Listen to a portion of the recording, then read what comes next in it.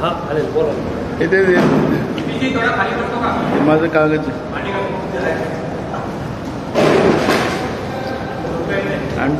Andrew साहेब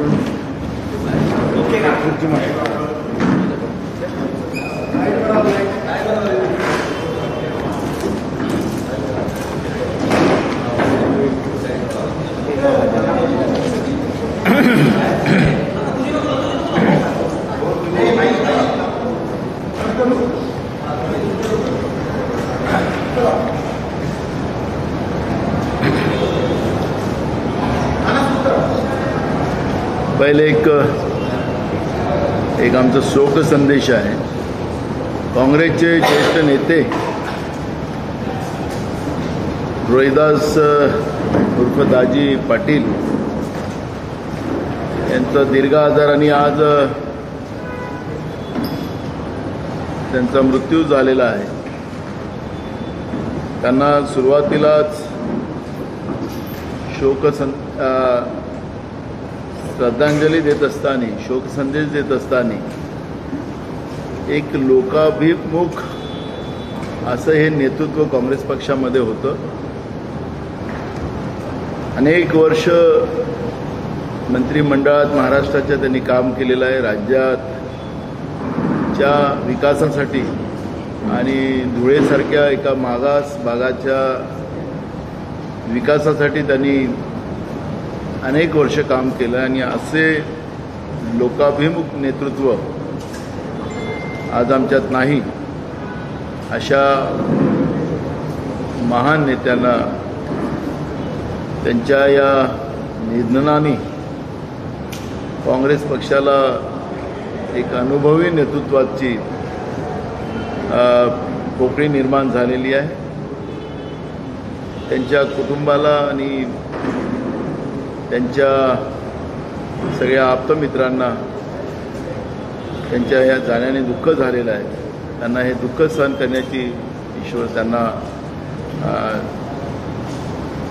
क्षमता दो, शक्ती दे, ही ईश्वरचरणी प्रार्थना करतो. आणि आता आपण पत्रकार परिषदेला सुरुवात.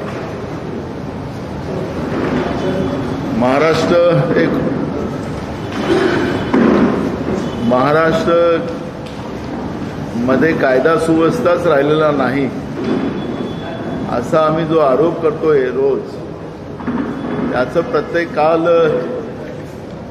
आपल्याला राज्याच्या गृहमंत्र्याच्या मंत्रालयातल्या 6व्या माळ्यावर एका अज्ञात महिलेने जाऊन त्यांच्या कार्यालयात तोडफोड केली.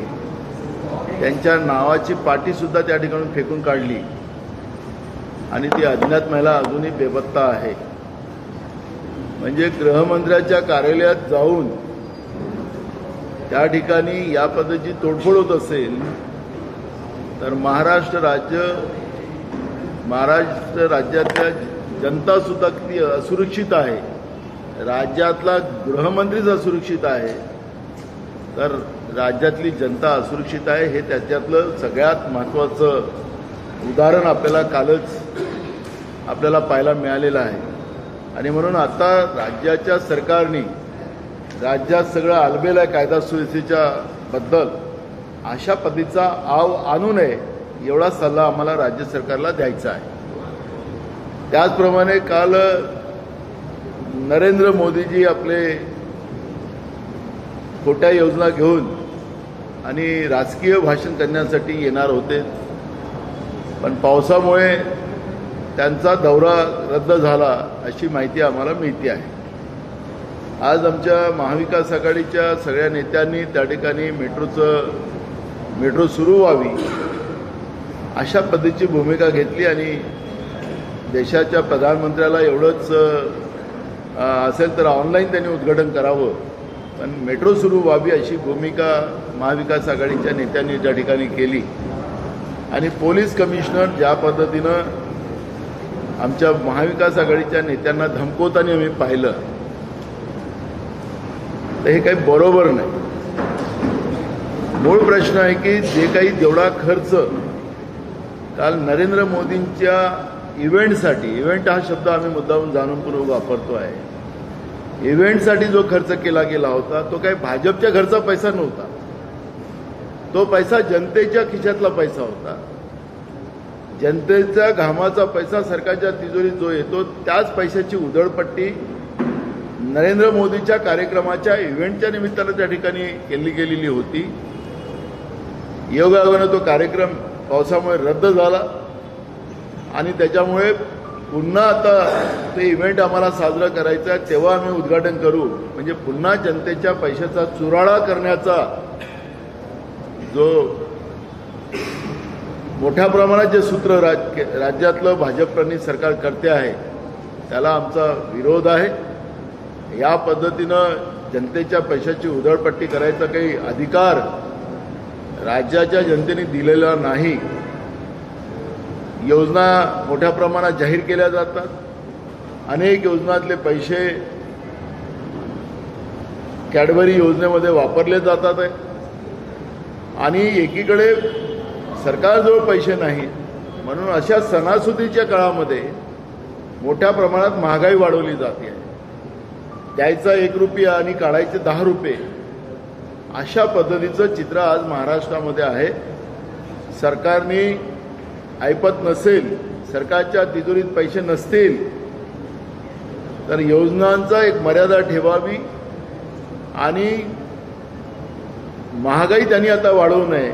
सातत्याने महागाई जी वाढली जाते त्याचे जनसामान्यावर जे परिणाम जाणवतात आहेत. सणाच्या दिवशी सुद्धा आपल्या मुलांना गोडधोड चालू शकत नाही गरीब माणसं, अशी परिस्थिती आज महाराष्ट्रात झालेली आहे. आणि म्हणून राज्य सरकारने जनतेच्या पैशाची उधळपट्टी थांबवावी ही भूमिका आमची या निमित्तानं आहे. आपण पाहिलं असेल की महाराष्ट्रामध्ये सतत होणाऱ्या पावसामुळे मोठ्या प्रमाणात नुकसान शेती पिकाचं झालेलं आहे. मागच्या 15 जो सरकारचा रिपोर्ट होता त्या रिपोर्टमध्ये 73% भागामध्ये दुष्काळाची परिस्थिती निर्माण झालेली आहे अशा पद्धतीचा सरकारचा रिपोर्ट होता. आता या अवकाळी पावसामुळे जसं हे राज्यातलंही सरकार अवकाळीच आहे, म्हणजे जिथं यांची पाय लागतात. म्हणजे मुख्यमंत्र्यांनी परवा सांगितलं की मी स्वतः हे नाले सफाई वगैरे याच्यामध्ये मी लक्ष घातलं म्हणून मुंबई यावेळेस तुंबली नाही, असं सकाळी ते बोलले एका चॅनलवर. आणि दुपारी 4 वाजता मुंबई पूर्ण तुंबली, मुंबईत लोकांची जीवहानी झाली. म्हणजे वरलीवरून विमानतळाला जायचं असेल तर 4-4 तास लोक जाऊ शकले नाहीत. याच सकाळी मुख्यमंत्री बोलतो आणि या अवकाळी पावसामुळे मुंबई तुंबते पूर्ण.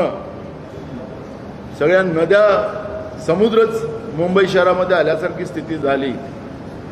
आणि ते म्हणतात की अवकाळी पावसानं झालं, तर सरकार पण अवकाळीच आहे.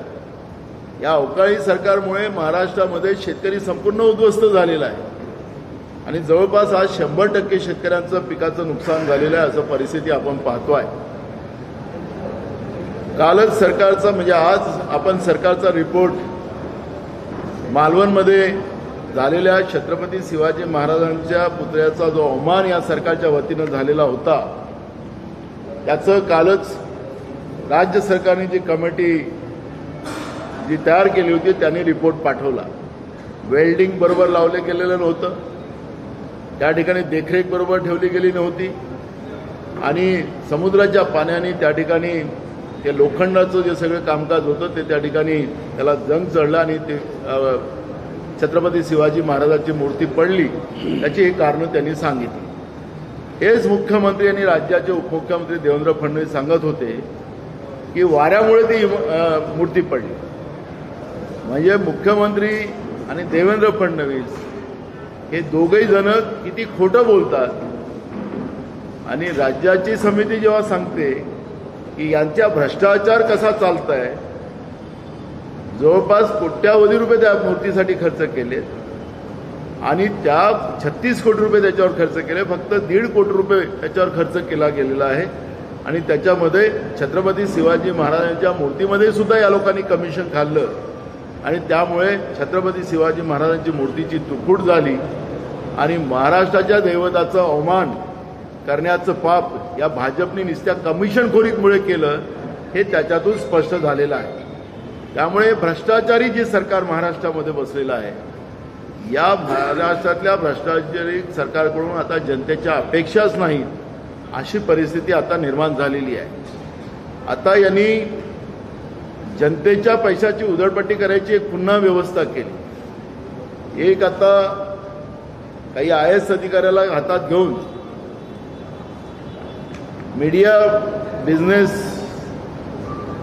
विभागाचे CEOंना बोलवून त्यांना टार्गेट दिलं जाते आणि त्या टार्गेटच्या माध्यमातून राज्याचे मुख्यमंत्री आणि उपमुख्यमंत्री, एक उपमुख्यमंत्री, दोन्ही नाही, यांना कसं सध्या हायलाईट करता येईल त्या पद्धतीने आणि ते जे कोणी मंत्री असतील त्या खात्याचे त्यांना आणि त्यांच्या महामंडळातले MD असतील किंवा CEO असतील किंवा सेक्रेटरी असतील, या सगळ्यांना पुढं करून राज्य सरकारने कशा योजना राबवल्या या पद्धतीचं एक पुन्हा जे गेलेली पद स्वतःची कशी सावरता येईल याच्यावरचा प्रयत्न एक सरकार करते आहे. त्याचा रिपोर्ट आमच्याकडे आहे आणि तो रिपोर्टसुद्धा आम्ही योग्य वेळेत मांडू. जो कोणी IAS अधिकारी हे सगळं काम करतो आहे, सगळ्या मीडियाच्या लोकांना बोलवत आहे, त्याचं सगळी बोली चालू झालेली आहे, हे पण आमच्याकडे रिपोर्ट आहे. त्यामुळे ते योग्य वेळेत आम्ही मांडू. पण जनतेच्या पैशाची लूट काम न करता खोटं प्रदर्शन मीडियाच्या समोरून मांडण्याचं एक पाप हे सरकार या ठिकाणी करते आहे आणि त्याच्यामध्ये सगळं खोटं सांगायचं आहे. आता यांचा विकासाचं समजा हे लोक सांगत असतील तर विकासामध्ये आता काहीच राहिलं नाही. सगळं पितळ उघडं निसर्गाने केलेलं आहे. म्हणजे स्वतः महामहिम राष्ट्रपती पुण्याच्या रस्त्याच्या बाबतची भूमिका त्यांनी मांडली. रस्त्यामध्ये चालताना ट्रकच पूर्ण त्या रस्त्याच्या आतमध्ये घुसला. तर महाराष्ट्राचा विकास कसा याचं राष्ट्रपती महोदयांनी स्वतःच ट्विट करून त्याच्यावरचं आपली भूमिका मांडलेली आहे. सत्तेमध्ये बसलेले लोक तो आमचा रस्ता नाही वगैरे काही कहाणी बनवतात, तो भाग नाही. समृद्धी मार्गासारखे, अटल सेतू सारखे जे हजारो कोटी रुपये खर्च केलेले रस्त्यांनाही क्रॅक पडलेला आहे. 10,000च्या वर लोक समृद्धी मार्गामध्ये या लोकांच्या भ्रष्टाचारामुळे लोक मृत्युमुखी पडलेले आहेत आणि यांचा विकास काय तर आज सगळीकडे मुंबईसारख्या शहरामध्ये असेल, जेवढे ग्रामीण भागात असेल, अशा या सगळ्या भागामध्ये आज सगळीकडे परिस्थिती वाईट आहे रस्त्यांची. आज महाराष्ट्रामध्ये आपण पाहिलं असेल की स्थानिक स्वराज्य संस्थांच्या निवडणुका झाल्या नाहीत. त्यामुळे महानगरपालिका क्षेत्र असेल, नगरपालिका क्षेत्र असेल, जिल्हा परिषद पंचायत समिती क्षेत्र असेल, या भागामध्ये मोठ्या प्रमाणात रोगाचा प्रादुर्भाव वाढला. त्याचं कारणच आहे प्रशासक आणि सरकार सगळं कमिशनखोरीमध्ये लागलेलं आहे आणि त्याच्यामध्ये जे काही त्या ठिकाणी नालेसफाई असतील, त्या ठिकाणी वेळेवर फवारणी असेल, आज मलेरिया आणि डेंग्यूमुळे हजारो लोक महाराष्ट्रामध्ये मृत्युमुखी पडले. मुंबईसारख्या शहरामध्ये डेंग्यू आणि मलेरियाचं मरण्याचे प्रमाण हे शेकडोवारी आहे. मग मुंबईमध्ये शेकडोच्या वर मृत्युमुखी लोक मलेरिया आणि डेंग्यूने मृत्युमुखी पडले असेल तर छोट्या शहरामध्ये आणि ग्रामीण भागामध्ये काय परिस्थिती असेल याचा अंदाज आपण बांधला पाहिजे. नुसत्या कमिशनखोरीसाठी स्थानिक स्वराज्य संस्थेच्या निवडणुका होऊ न देणं आणि सगळ्याच्या सगळं जनतेच्या घामाच्या पैशाची लूट हे सरकार करेल आणि त्याच्या माध्यमातून आम्ही पैशाच्या भरोशावर निवडणुका लढू हे भूमिका ठेवून हे सरकार काम करत असेल तर महाराष्ट्राची जनता ही सुज्ञ आहे. यांची पैशाची गरमी, जनतेच्या पैशाचे लुटलेले पैसे त्यांची गरमी हे दाखवत असतील तर जनता यांची गरमी उतरवल्याशिवाय शांत बसणार नाही. मी मगाशी शेतकऱ्यांच्याबद्दल सांगत होतो की आज शेतकऱ्यांचं आपण पाहिलं असेल की यांनी 2.42 कोटी शेतकऱ्यांच्या पीक विमा यांनी काढला. त्याच्यातलं 1.2 कोटी शेतकऱ्यांना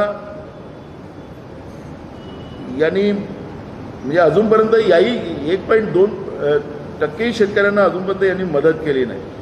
विमा कंपनीचा मुनाफा जो आहे तो आहे 4,392 कोटीचा. म्हणजे आता ह्या विमा कंपन्या, प्रधानमंत्री विमा योजना जी आहे ही नरेंद्र मोदीचे मित्र जे आहेत त्यांना मदत करण्यासाठी आहे की शेतकऱ्यांना मदत करण्यासाठी आहे हे या ठिकाणी स्पष्ट होतं. राज्य सरकारने अजूनपर्यंत शेतकऱ्याला कुठली मदत केली नाही आणि अशा वेळी शेतकऱ्यांच्या मोठ्या प्रमाणात आत्महत्या महाराष्ट्रामध्ये वाढतात आहेत आणि म्हणून ह्या सगळ्या गंभीर बाबीबद्दल आम्ही तुमच्या माध्यमातून हे जनतेला आम्ही हे सांगू शकतो, आम्ही सांगतो आहे की महाराष्ट्रातलं आणि केंद्रातलं नरेंद्र मोदीचं सरकार हे महाराष्ट्रद्रोही आहे, शिवद्रोही आहे आणि हे गुजरात धार्जनी आहे. म्हणून महाराष्ट्राच्या जनतेला वाऱ्यावर सोडून सत्तेची मौजमस्ती करणारं हे महाराष्ट्रातलं सरकार जनतेने उलथून लावावं हे आव्हान आम्ही जनतेला करतो आहे. आपण प्रश्न करू शकता.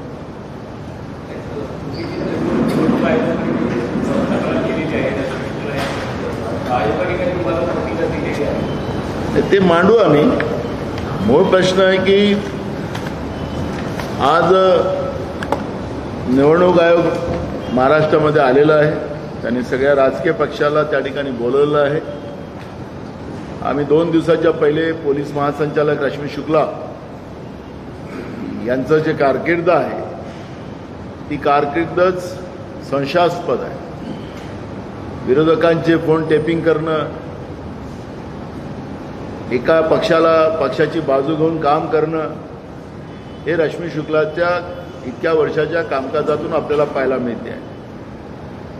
त्यांच्यावर गुन्हे दाखल सुद्धा झालेले आहेत. पण राज्य सरकारने त्यांना मदत होईल असा महासंचालक त्या ठिकाणी जबरदस्ती नेमलेला आहे आणि त्यांचं जे कामकाज आहे ते कामकाज आपल्याला पाहायला मिळते आहे. त्याच्यामुळे आम्ही निवडणुका ह्या पारदर्शक व्हाव्यात त्यासाठी निवडणूक आयोगाला आम्ही 2 दिवसाच्या पहिले पत्र दिलं. आज जी आमची कमिटी केलेली होती निवडणूक आयोगासमोर ज्यांना आम्ही अधिकार दिले ते मुनाफभाई आहेत, डॉक्टर गजानन आहे. आम्ही या सगळ्यांना तिथं पाठवलेलं होतं. ते पण आपल्याला निवडणूक आयोगाची काय भूमिका आहे ते सांगतील आपल्याला.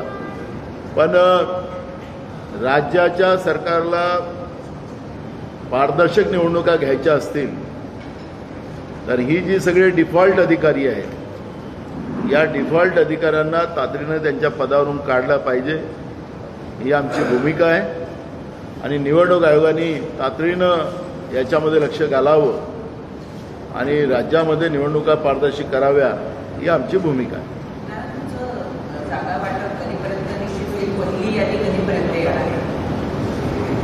बघा, निवडणुका अजून आचारसंहिता जाहीर झालेली नाही आणि त्याच्यामुळे आता 30 आणि 1 तारखेला आम्ही लोक सगळेजण अजून आम्ही बसणार आहोत महाविकास आघाडी म्हणून आणि ज्यावेळेस आम्ही बसू त्यावेळेस या जवळपास निवडणुका आमचं ज्या उमेदवाराचं नाव वगैरे आम्ही सगळ्या सीटा वगैरे जाहीर करू.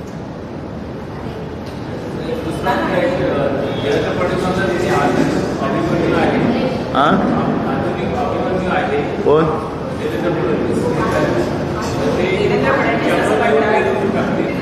नाही, आता त्यांच्यावर चक्रव्यूह नाही राहिला. बंदूक हातात दिसते, त्यांचे बोर्ड लागलेले आहेत. जे संविधानाचा सन्मान करत नाही ते बंदूक घेऊन उभे राहतात, आपल्याला पाहतोय तसे बॅनर लागलेले आहेत. तर त्यांना आधुनिक अभिमन्यू कसं म्हणता येईल? अभिमन्यूच्या हातात बंदूक नव्हती, हे बंदूक घेऊन उभे आहेत. त्यामुळे स्वतःला काही म्हणून घेत असतील पण ते आता महाराष्ट्रामध्ये मराठा ओबीसीमध्ये वाद निर्माण करणारे राहिले.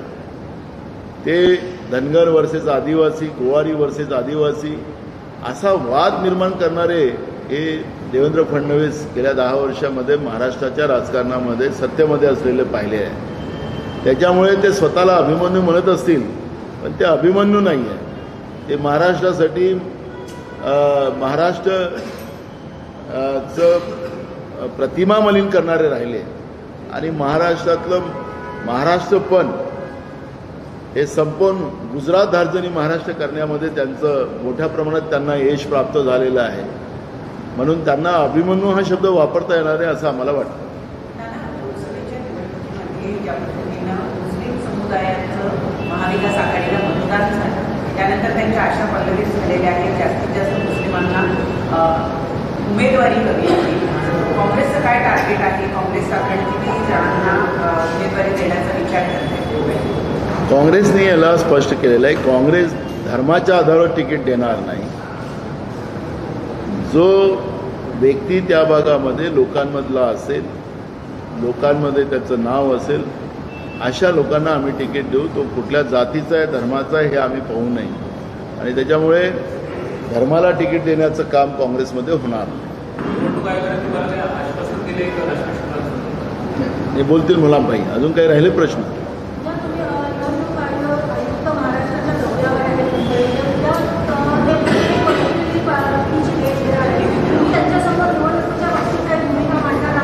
मांडली सकाळी मांडली. ते सांगतील आता काय बोल. यांना पाठवलं होतं मुलांबाई, बोलून घ्या.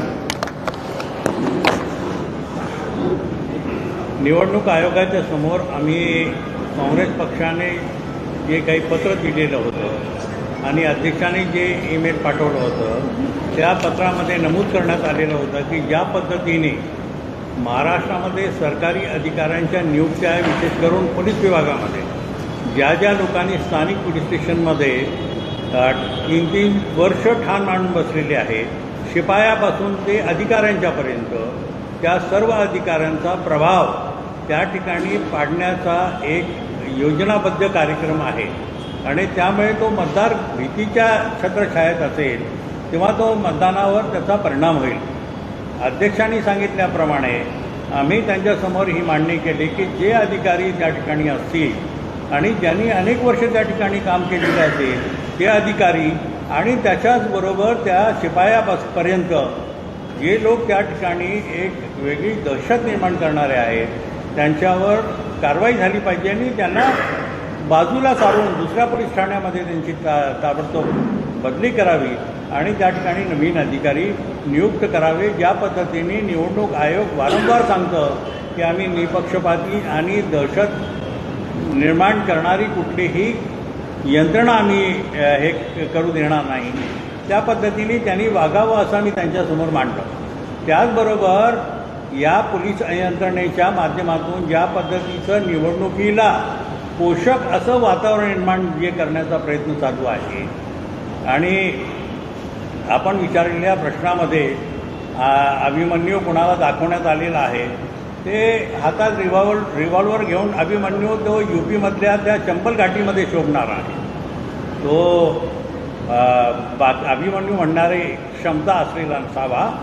आम्ही ते मांडलं निवडणूक आयोगाकडे की ज्या पद्धतीचं वातावरण निर्माण करण्याचा प्रयत्न सुरू आहे संपूर्ण महाराष्ट्रामध्ये, की आम्ही जे करतो आहे ते जनतेच्या भल्याचं करतो आहे, दहशत निर्माण करतो तीही भल्याची करतो आहे. आणि हे करून काय त्यांनी आणि हे करून आम्ही ज्या पद्धतीचं वातावरण आहे ते दूर करण्यासाठी DG जे आहेत रश्मी शुक्ला यांच्यावर कारवाई का करण्यात यावी हे आम्ही मुद्देसूदपणे आमच्या अध्यक्षांनी जे पत्र पाठवलेलं होतं ते पटवून आम्ही त्यांना दिलं आणि त्यांना सांगितलं की त्यांची 30 जून रोजी त्यांची कालमर्यादा संपते आणि त्याच्यानंतर सत्तारूढ पक्ष त्यांची कालमर्यादा वाढवून देते आणि त्यांना एक विशेष मर्यादेपर्यंत कार्यकाल दिला जातो, म्हणजे तो निवडणुकीचा कार्यकाल आहे. त्यामुळे आमच्या पक्षाच्या वतीने आमची ऑब्जेक्शन आहे की असा अधिकारी निवडणूक कार्यालयामध्ये त्या पदावर नसावा आणि त्यांच्याकडे एक विशिष्ट अजून जबाबदारी जी आहे ती अँटी करप्शन ब्युरोची. जो अधिकारी काम करणार नाही त्याला कचाट्यात पकडा, जे कार्यकर्ते काम करणार नाहीत त्या कार्यकर्त्यांच्यावर कारवाई काय करता येईल, या सगळ्या गोष्टीसाठी अध्यक्षांनी जे मुद्दे मांडलेले होते ते आम्ही निवडणूक आयोगासमोर पटवून दिलेले आहे. त्यांनी आम्हाला स्पष्ट आश्वासन दिलं की अशा पद्धतीचा कुठलाही अधिकारी निवडणूक काळामध्ये राहणार नाही आणि त्याच्यावर जे काही योग्य ती कारवाई करायची आहे ती आम्ही करू. त्याचबरोबर दुसरा एक मुद्दा अध्यक्षांनी आमच्यावर जबाबदारी सोपवलेली होती की या निवडणुकीच्या काळामध्ये जे खाजगी सोसायट्या आहेत त्या सोसायट्यामध्ये निवडणूक मतदान केंद्र उभं करायचा असा घाट आहे आणि जे मतदार खाली उतरून मतदान करत नाही त्या ठिकाणी बाहेरचा मतदार जवळपासचा त्या ठिकाणी मतदान करायला त्या दहशतीच्या वातावरणात जाणार नाही. म्हणून असे केंद्र जे आहेत ते वाढीव केंद्र रद्द करावे आणि सरकारी इमारतीमध्येच मतदान केंद्र असावं.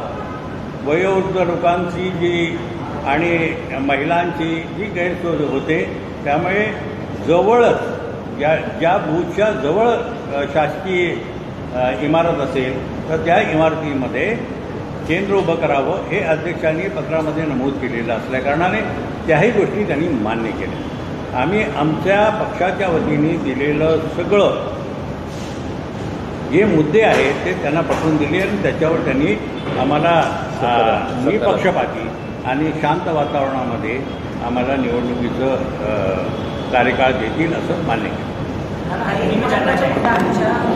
या सगळ्या मीटिंगमध्ये शिवसेनेच्या वतीनं अशी मागणी करण्यात आली दोन्ही शिवसेनेच्या वतीनं की एका टप्प्यात मतदान पूर्ण होईल. या संदर्भामध्ये काँग्रेसची भूमिका काय?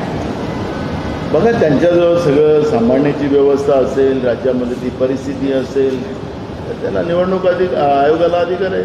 आम्ही 1 टप्प्यात घ्या की 2 टप्प्यात घ्या, अखेरी तर ते PMOमधून ज्या सूचना येतील त्याचंच पालन केलं जाईल असं आम्हाला वाटतं. लोकसभेच्या निवडणुका 5 टप्प्यात घेतल्या जातात महाराष्ट्रामध्ये, कुठलंही कारण नसतं. आमचं म्हणणं होतं की 2 नाही तर 3, पण आता तुम्ही 5 टप्प्यात लोकसभेच्या घेतल्या, आता काय घेतं PMOमधून काय ऑर्डर येतं त्याच्यावर राहणार आहे ते निर्भर.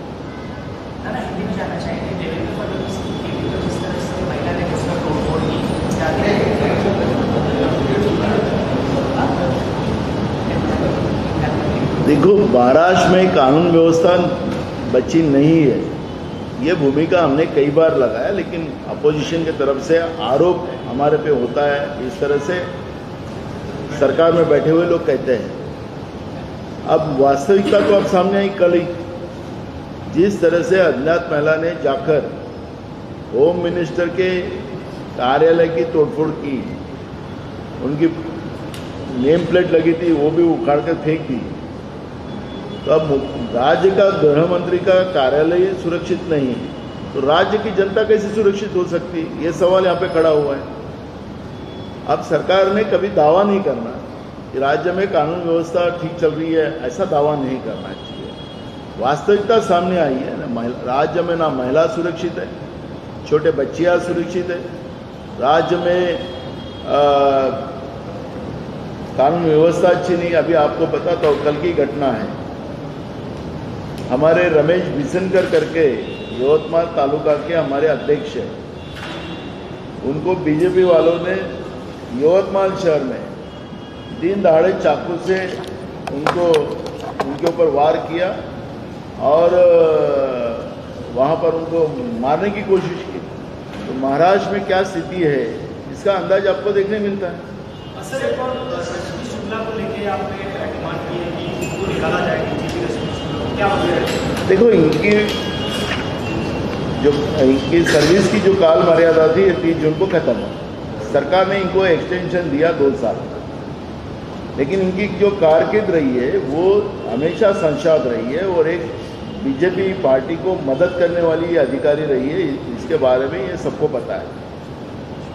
अपोजिशन के फोन टेपिंग करना ये तो रिकॉर्ड पे आया, और तो भी ये रश्मि शुक्ला जी को जो पुलिस महासंचालक बनाया गया, तो इसका मतलब है कि सत्ता में बैठे हुए लोगों को वो मदद कैसे करें, इसके ऊपर उनका पूरा ध्यान। स्वाभाविक है कि चुनाव आयोग को हम लोगों ने इसको कंप्लेंट किया है, 2 दिन पहले हमने मेल किया था। आज हमारे चुनाव आयोग के सामने जो हमारी कांग्रेस की टीम गई थी, उनने भी आज उनको ये लेटर दिया। उन्होंने कहा कि हमें मेल मिला है और हम एक्शन लेने की बात खुद चुनाव आयोग ने की है। अजमेर शरीफ की दरगाह को लेकर हिंदू संगठन ने दावा किया है, अजमेर शरीफ की दरगाह उन्होंने कहा है कि वो एक शिव मंदिर था।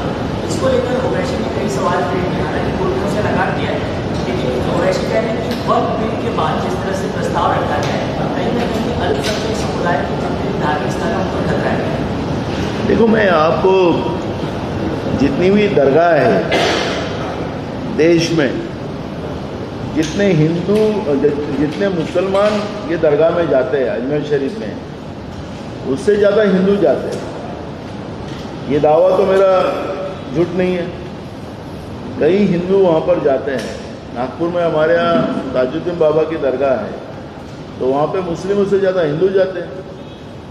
आखिरी ये जो संत और पीर फकीर लोग जो होते हैं वो किसी धर्म के नहीं होते, वो इंसानियत के होते हैं। और यही हमारी हिंदू संस्कृति में हमें सिखाया है।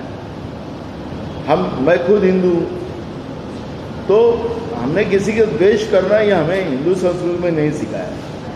लेकिन बीजेपी की कई शाखा है, वो इस तरह का एक क्लाइमेट सरकार को बचाने के लिए, लोगों के अधिकार की लड़ाई साइड में रखने के लिए इस तरह की एक गुमराह करने की जो कोशिश बार बार करते हैं, वो उसी का परिणाम है।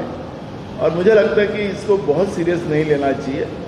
आखिरी जब कौमी एकता का संदेश हम देश में देते हैं, अभी खुद बीजेपी मुस्लिमों से प्यार करना सीख गए। आजकल मुस्लिमों के घर में जाके बिरयानी भी खा रहे उनके बड़े बड़े नेता, जो कल तक मुस्लिमों को गुस्सा करते थे, अब मुस्लिमों के गले लग जाते हैं। अभी बम्बई में भी देखो कई मुस्लिम नेता के घर में बीजेपी के नेता जा रहे हैं, टोपी भी पहन रहे आजकल। तो वोटों की राजनीति में हिंदू मुस्लिम ना करे, इतनी सलाह कांग्रेस की तरफ से हम इनको देंगे। जितेंद्र अवार्ड की पत्नी गुप्ता अवार्ड उन्होंने मुद्रा में कार्यक्रम में उस्मा लादेन की तारीफ की, ऐसा आरोप अब बीजेपी लगा रही है। उन्होंने भाषण में कहा कि उस्मा लादेन जब से पैदा हो गया तब से वो आतंकवादी नहीं बने, परिस्थितियों में आतंकवादी बने। इसको लेकर के राजनीति देखो उन्होंने क्या बोला हमने नहीं सुना, और मुझे पता भी नहीं क्या हुआ। लेकिन पैदा से कोई गुनहगार नहीं होता, ये लाइक तो अगर नहीं सुना, लेकिन आप जो बोल रहे हैं पैदा से कोई गुनहगार नहीं रहता, ये बात तो सच है। आपका हमारा नहीं हुआ है, तो क्या महायुति का इंतजार कर रहे हो?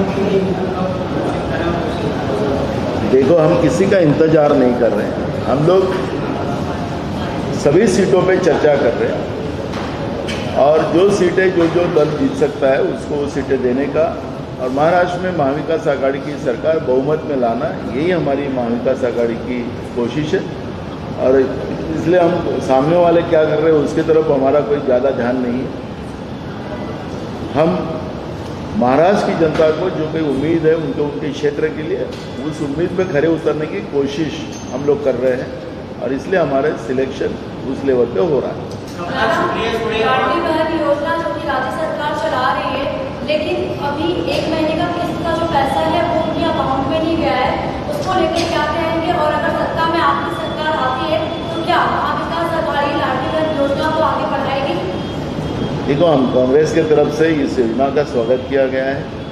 हमारे नेता राहुल गांधी जी ने लोकसभा में भी इस बात को जोर से रखा गया था। हमारी जो गारंटी थी 5, उसमें ये लाडली बहना का भी इशू था। कर्नाटक, तेलंगाना और हिमाचल में हमारी जो सरकार है वहाँ पर ये योजना चल रही है। तो हमें इस योजना का अब पैसा कैसे खड़ा करना है, क्योंकि इनकी नीयत में तो सिर्फ लूटपाट है। छत्रपति शिवाजी महाराज के प्रतिमा में भी पैसे खाने वाले ये लोग हैं। तो इन लोगों ने राज्य की तिजोरी की क्या हालत बना के रखी है हमें पता नहीं है।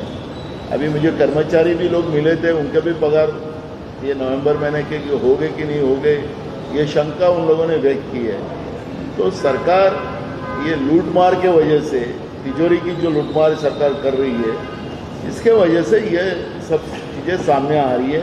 कई योजनाओं का पैसा, ये समाज कल्याण का हो, दलित और भटका विमुक्त जाति ओबीसी, उनका पैसा इन लोगों ने डाइवर्ट किया, आदिवासी का पैसा डाइवर्ट कर दिया, अल्पसंख्यक का पैसा डाइवर्ट कर दिया इस योजना में। महानगर पालिका, जिला परिषद, नगर पालिका का भी पैसा इसमें योजना में डाइवर्ट किया। इस तरह की बातें हमारे सामने आ रही। अब जो जो योजनाओं के पैसे ये लोग डाइवर्ट करके ये योजना चलाना चाहते चुनाव जीतने के लिए, इनके एमएलए ने तो बहुत अच्छे तरीके से बताया। सावरकर नाम का एमएलए, वो तो बोलता है कि ये तो झूठ बोल रहे, मैं सच बोल रहा हूँ। वो पेटी क्या बोलता कौन सी भानगढ़ है, ये भानगढ़ शब्द ऐसा यूज किया उसने। तो उसने सच बताया कि ये बोला कि महिला का वोट लेने के लिए हमने योजना लाई। तो इनकी योजना वोट लेने की है, इनकी योजना राज्य चलाने की नहीं है, उनके एमएलए ने बताया। तो अब जो सच बात है उसने बताया बेचारे ने, बोला ये सब लोग झूठ बोल रहे हैं, मैं अकेला सच बोल रहा हूँ। नगर में अबू आजमी और सुप्रिया सुले मिलकर एक रैली को संबोधित करने जा रहे हैं। कांग्रेस हो या दूसरी शिवसेना हो, वो शामिल नहीं हो रही है। क्या आप दोनों का भी दावा है, सीट पर सहमति नहीं बन रही है?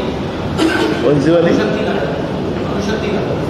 नहीं, अभी सीट शेयरिंग का तो कोई सीट शेयरिंग हुआ ही नहीं है, इसलिए दावा और कौन कैंपेन को जा रहा है। महाविकास आघाड़ी का कैंपेन होगा ना, जिस नेता को जहाँ जहाँ मौका मिलता है हर नेता जाता है, तो महाविकास आघाड़ी का कैंपेन है वो। तो इसलिए सीट किसको जाएंगी किसको रहेंगी वो अभी डिसाइड नहीं हुआ। जब हम जॉइंटली जब प्रेस कॉन्फ्रेंस लेंगे तभी सीटों को हम लोग ये कहेंगे दावे के साथ कि ये सीटें ये इस दल को गई है। पण असं कळतंय की अणुशक्ती नगर आणि त्यानंतर नागपूरची एक जागा आहे, 22ची एक जागा जी यावेळेला सपानं लढलेल्या होत्या, तिथे यावेळेला तुतारीच्या चिन्हावर लढवलं जावं अशी पण त्यांची मागणी आहे। बघा, प्रत्येक पक्ष समाजवादी असेल, शरद पवार राष्ट्रवादी असेल किंवा उद्धव ठाकरे साहेबांची शिवसेना असेल, काँग्रेस असेल, आमचे अलायन्स असतील, सगळेजण एक प्रत्येक जागेवर जवळपास दावा करतात। आणि याच्यातूनही मी मगाशी सांगितलं की आम्ही मार्ग काढतोय, मेरिटच्या आधारावर हा सगळा निर्णय होईल, त्या पद्धतीची आमची वाटचाल सुरू आहे। 30 आणि 1 तारखेला आम्ही पुन्हा कंटिन्यू बसू आणि या 2 दिवसामध्ये सीट शेअरिंगच्या एका व्यवस्थित टप्प्यापर्यंत आम्ही पोहोचू अशी आमची आशा आहे। परवाची बैठक झाली, विशेषतः मराठवाडा आणि विदर्भाला ज्या जागांची चर्चा झाली, त्याच्यामध्ये तुम्ही मराठवाडासाठी खूप आग्रही दिसताय। तुमचा जो गेलेला गड आहे तो पुन्हा एक्वायर करण्यासाठीचा हा काँग्रेसचा प्रयत्न आहे। बघा, महाराष्ट्र एंटायर महाराष्ट्र काँग्रेस प्रत्येक ठिकाणी आहे, पण आमचं अलायन्स आहे, आमच्या अलायन्सला पण ताकद मिळाली पाहिजे ही भूमिका काँग्रेस पक्षाची आहे। त्यामुळे जिथं जिथं ते मजबूत असतील तिथं तिथं त्यांना आमच्या पक्षाची मदत कशी होईल तोही आमचा एक प्रयत्न आहे, आणि जिथं आम्ही लढू तर तिथं त्यांचं पण पक्षाची मदत आम्हाला कशी मिळेल हा आमचा प्रयत्न आहे। पण महाराष्ट्रामध्ये महाविकास आघाडी म्हणून निवडणुका लढून महाराष्ट्रामध्ये एक सक्षम न्यायप्रिय सरकार, महिलांना न्याय देणारं सरकार, शेतकऱ्याला न्याय देणारं सरकार, शिकलेल्या मुलामुलींना न्याय देणारं सरकार, गरिबाला न्याय देणारं सरकार आम्हाला आणायचं। आजचं हे अत्याचारी महाराष्ट्रातलं महाराष्ट्रद्रोही आणि शिवद्रोही सरकार हे उद्ध्वस्त करायचं एक प्लॅन आम्ही केलेला आहे, आणि त्या दृष्टिकोनातून महाराष्ट्रातली जनता महाविकास आघाडीच्या बरोबर उभी राहील। जसं लोकसभेमध्ये त्यांनी आम्हाला सगळ्यात जास्त खासदार निवडून दिले, तशाप्रमाणे त्याच्यापेक्षा जास्त आमदार आम्हाला महाराष्ट्रात निवडून देतील अशी जनतेकडून आमच्या अपेक्षा आहेत। पण आम्ही जेव्हा लोकांमध्ये जातो त्यावेळेस ते चित्र स्पष्ट होतं की लोकांना यावेळेस सत्ता परिवर्तन महाराष्ट्रात पाहिजे।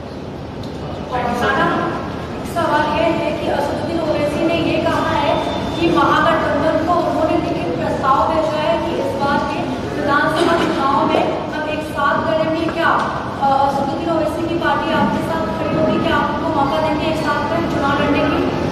मेरे पास तो ऐसा कोई प्रस्ताव आया नहीं है, दिल्ली आया कि तो मुझे पता नहीं है, लेकिन ऐसा प्रस्ताव हमारे पास पहुँचा है। One bite of yours. I'm from the Hindustan Times and Wire and Hindustan Times. I just need one bite of yours on Hindi में चलेगा कार्यक्रमाचा टायमिंग 7:30 ते 7:15 पर्यंत तुम्हाला पोहोचायचं। हो, 2 ऑक्टोबर आपला दिवसभर तुमचा कार्यक्रम असणार, गांधी जयंती 5 वाजता। हां, 5 वाजता 7:30 ते 8 दरम्यान सुप्रिया सुळे आणि